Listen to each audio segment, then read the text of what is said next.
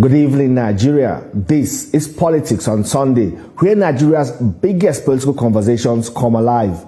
A platform for accountability, power analysis, and hard questions on the issues, interests, and intrigues shaping the nation's democratic future. I am Femi Akonde. Welcome. Well, across the APC, political activities gathering momentum as screening exercises and the submission of nomination and expression of interest forms continue nationwide ahead of the 2027 elections. Behind the handshakes and endorsements, however, there are fierce battles for control, succession, and supremacy, and party supremacy are quietly unfolding.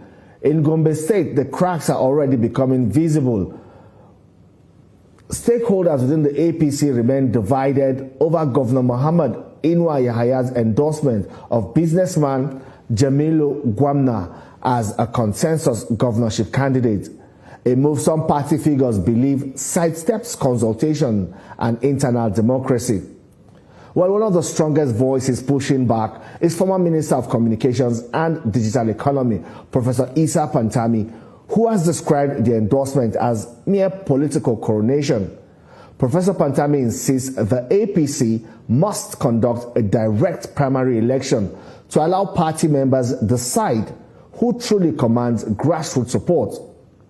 But with entrenched political structures, growing interests, and the governor's influence hanging heavily over the process, can Professor Pantami force an open contest in Gombe APC?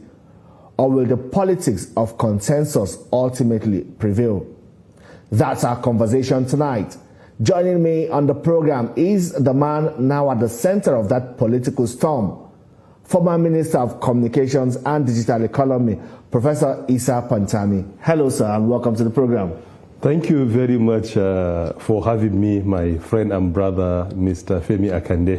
Thank you, and it's good to see you again. Well, and we saw you submit your expression of interest, your nomination and expression of interest form, at the to the APC, to the party at the national level, indicating your interest to contest for the governorship election in Gombe State. And that form, you say, was bought by some young people in the state, whose lives you have impacted. Mm-hmm. They came together insisting that you must contest that election. But this gesture or this move by them, is it a reflection or an expression of, the wish of a broad section of voters in Gombe State?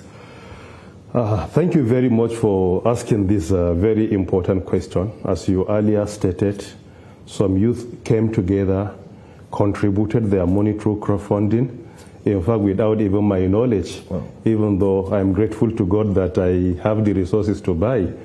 However, they decided to contribute their money. The smallest contribution was 5 naira. Wow.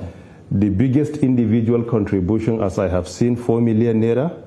The biggest collective one, where people came together and contributed and transferred to the account, was 6 million by some women and ladies that they said, I transformed their lives. So really, this is a good platform for me to use the opportunity to appreciate them for appreciating my modest contribution to their career, either through employment or job provision or through mentorship, among many others. I'm grateful to them, and I pray to the Almighty to reward them immensely in His own way. Furthermore, as you ask, this is a clear reflection of the situation on ground. With all sense of humility, politics is largely about grassroots.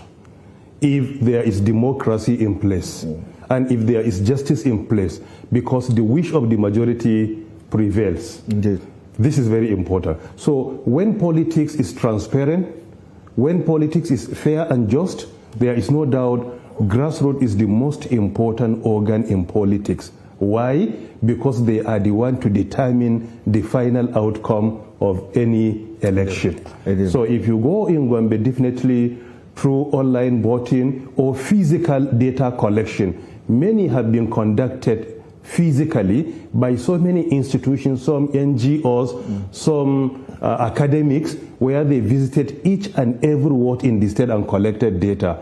The results are out there, in addition to online voting, because somebody may disagree with online voting. However, both online voting and also the physical one, like a mock election, has vindicated our acceptability to the masses and to the grassroots. Yeah, this is very clear. Yeah, you accepted by the masses, and you say you also accepted at the grassroots, but not by the party stakeholders, not by the governor who we have seen endorse another person, and that's Gwamna now, to succeed him, or as the consensus candidate for the All Progressives Congress, moving into the election. And people are asking, well, if you're that popular, why would he endorse someone else? Oh, thank you very much, Mr. Femi Akande. It was not my plan to speak on a larger scale on that aspect, because it has already been addressed relatively. Firstly, His Excellency President Bola Ahmed Tinubu clearly stated that the wish of the majority must prevail, and the best way to do that is through credible, free and fair election. And that is why he also permitted the party to organize a direct primary for his election as the sitting president, as long as there is another candidate who is willing to test his popularity. This is highly commendable coming from Mr. President. In addition to that, the National Party of APC also stated clearly that when there is one aspirant who feels that he will not step down for anyone, a primary election, direct primaries must be conducted. This is also commendable. And the issue of the state, if you look at the state party, the first statement they issued, according to my knowledge, they clearly stated at the end of it that they are willing and ready to go for the direct primaries. Because in real sense, and also the governor himself clearly stated a week ago that the party and himself are ready to organize direct primaries. So in real sense, if at the initial stage there was a consensus of all coming together, then there is no need for now changing the position. And I commend all of them, the president, the national body, the state APC, the governor, all of them for accepting that justice must be done. And even for the state APC and the governor to change their position and accept direct primaries. To me, changing your position when you are confronted with a stronger evidence is a sign of strength, not weakness. Okay, so you mean they have changed their position and have agreed that they would go to the contest, there will be direct primary election? It has been announced. Yesterday I was before the screening committee, and I was there. So if there was a consensus in place by the national body, why am I invited for any screening? I hope you understand that. So in real sense, the consensus initially that was earlier announced, technically and legally was not a consensus. If you ask me, I will say maybe like recommendation. They said coronation. Yeah, the word I use, yeah. However, the reason a consensus cannot be a legal consensus until and unless if that consensus agrees with the provision of the enabling laws. If you look at Nigeria Electoral Act, Section 84, subsection 1 and 2, Section 87, subsection 1 and 2. In these subsections, it has clearly been explained that when there are aspirants, in this case, 3 of us, no consensus can be attained until and unless 2 of them write their consent, indicate their consent in writing, where they withdraw their nomination in favor of one of their friends or brothers, as the case may be. So my argument at that time was not targeting to anybody, but actually that decision was in contradiction with the provision of the law.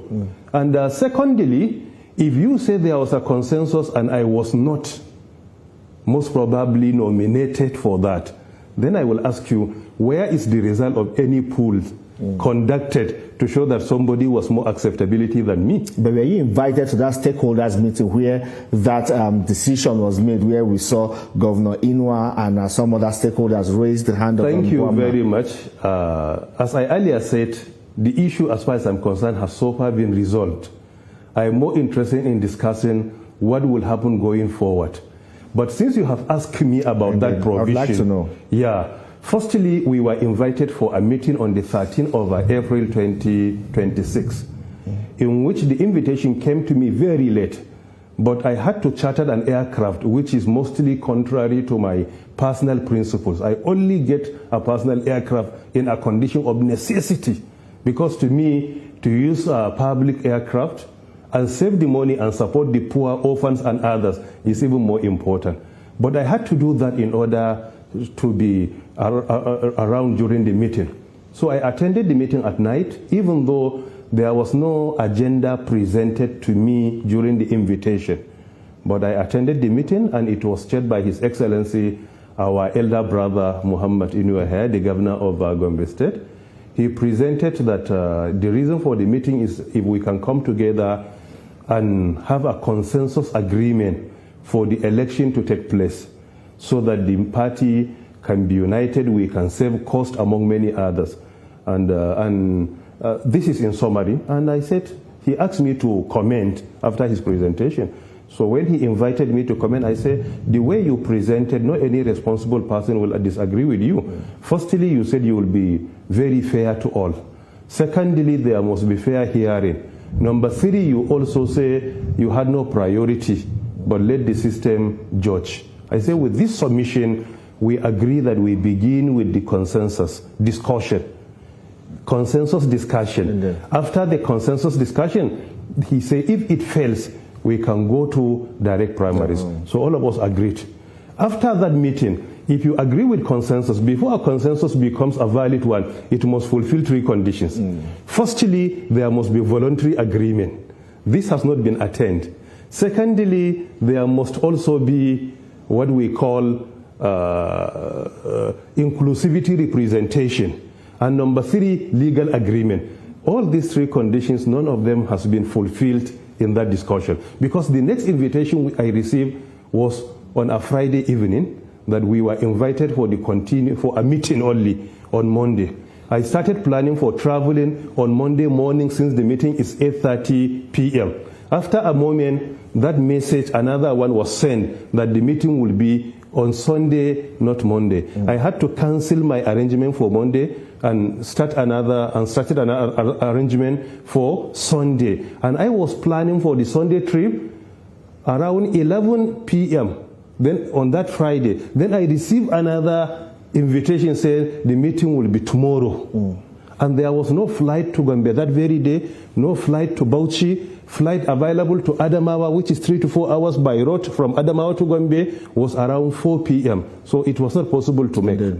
So as a result of this, I had to make arrangement to travel by road.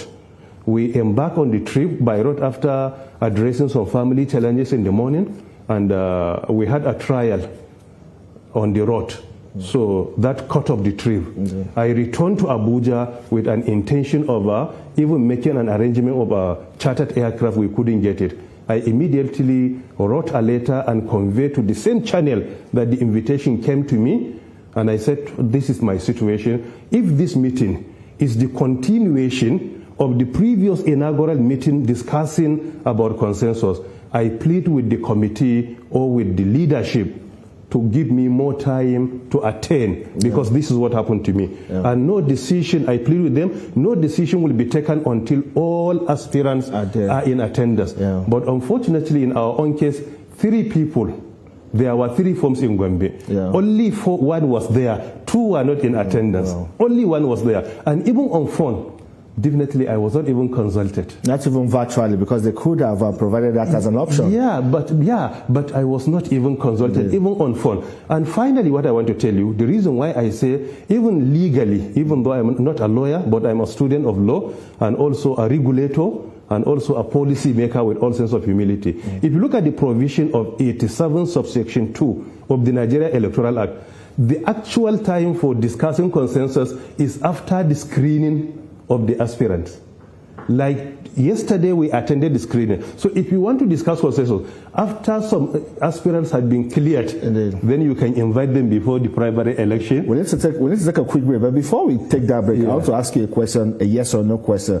Now that there are indications that there will be primary election, are you confident that you will win that primary election? It's a yes or no question. Then we'll go on the break and you explain better. If the primary election is free, fair, and credible, and if the wish of the majority prevails, undoubtedly we will win the election by God's grace. All right then. Well, there's more to come after this very short commercial break. Don't go anywhere. We'll be right back.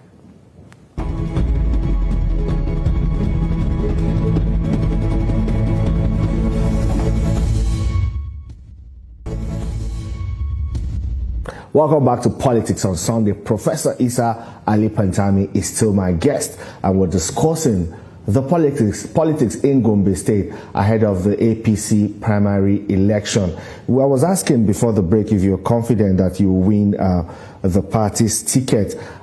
That's the party's ticket to fly its flag ahead of the election. What makes you that confident? What have you seen on ground? What have you done that you feel that the people will reward you with the ticket? The party now will reward you with its tickets. Thank you very much for asking this very important question. Firstly, I want to remind you that I'm not just a member in APC, but I'm also a party leader. His Excellency Bola Ahmed Tinubu, when he appointed me as a special advisor in his campaign council for 2023 election, addressed me as a party leader. So why he addressed me as a party leader? Because he knew very well the role I played during the merger of CPC on one hand and ACN on the other since from 2010. So because of this, in APC, I'm not just a member, but I can say I'm a party leader in my own situation. Furthermore, the reason why I'm optimistic is because of the fact that I rely on strong evidences, not opinion. It's not in any way opinion, and you cannot counter an evidence with an opinion. This evidence is the polls that have been conducted physically and also online. In each and every one, in which we have a result of around 13 of them, I emerge as number one with all sense of humility by considering all the aspirants in all the political parties.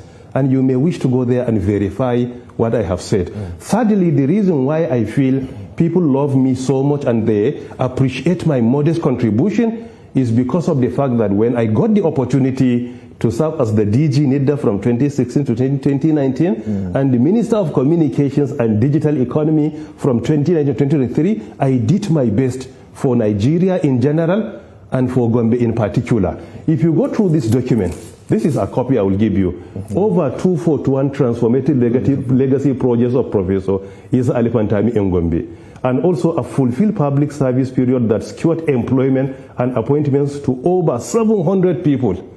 So from Gombe State. Yes, this is over 241 transformative projects during my time as the DG NIDA and the Minister of Communications and Digital Economy. Take a copy of it. Right. Over 241. Thank and you. If you go, the projects are numbered one after the other. And these projects are in each and every local government in Gombe State. And beside the state capital, where there are many higher institutions of learning, you will discover that they are averagely the same in other local governments. And there are ICT projects, computer centers, digital learning centers, in which students are benefiting in our secondary schools, in our higher institutions of learning, and sometimes in even government institutions. So because of this, wherever you go, discover these projects are there. So because of this, when I approach my people in Gombe, I'm not approaching them with an empty blueprint, but rather I always approach them with my scorecard. This is the opportunity I got to serve the country, and this is what I did for you in Gombe, and this is what I did for Nigeria as a country. Well, that's for the people of Gombe. Maybe left to them, they'll pick you as their governor. That's on the ballot. But you know, the first hurdle now is the party, the primary election. And I spoke to some people in Gombe State, and you know, they say for the political class, the stakeholders and the APC, that one thing they have against you is that you know you dissociated yourself from the party, especially at the state level. And they even say that, you know, you moved your polling unit to Abuja, you did not support any candidate during the 2023 election, you didn't come to campaign with them, and now you want, you know... Thank you very much. Firstly, let me address all the three questions. Number one, that I boycotted the party in the state. This is not true. When I was appointed as a minister in 2019, the late President Buhari invited me and said to me, your governor is in his first term, he only now won the election in 2019.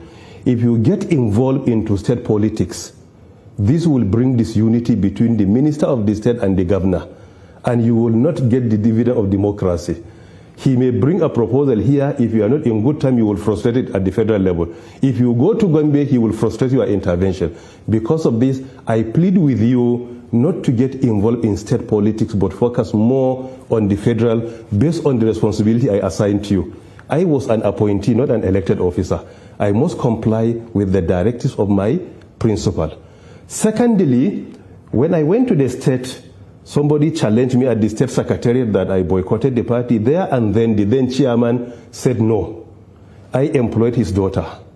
And secondly, he said it again, that I'm among the major sponsors of APC in the state. Why? Because during the second term of our elder brother, Governor Inua, there was no any issue of third term. Because of this, I was permitted to go into politics without restriction that happened during his first term. So I am among the major sponsors of the party in the state. And I have evidences to present you. Even during the recent national convention that took place in Abuja, I personally contributed 50 million naira to the party in Gombe State to attend.